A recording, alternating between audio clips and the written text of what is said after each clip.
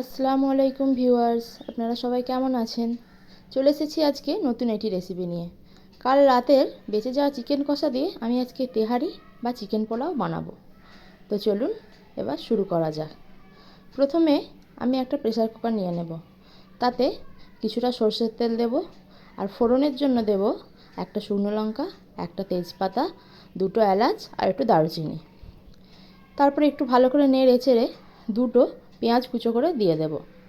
তারপর পেঁয়াজ হালকা বাদামি হলে আগে থেকে ভিজিয়ে রাখা, আমি এখানে ঘরের চাল দিয়েই করছি, চাল আর ছোলার ডাল দিয়ে দেব।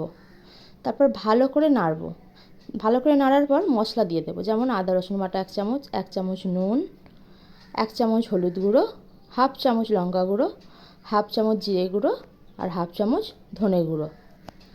তারপর ভালো করে মশলার সাথে চাল কষিয়ে নেব।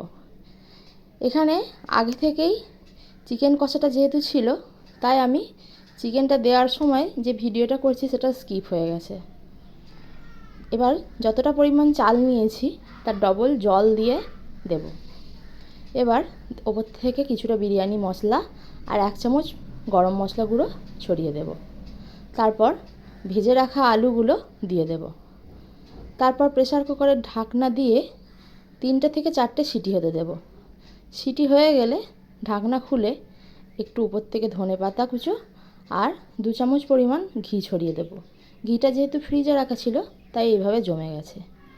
তো চলুন, হয়ে গেছে চিকেন পোলাও। ভিডিওটি যদি আপনাদের ভালো লাগে লাইক করে দেবেন, চ্যানেলটি সাবস্ক্রাইব করে দেবেন আর শেয়ার করে দেবেন।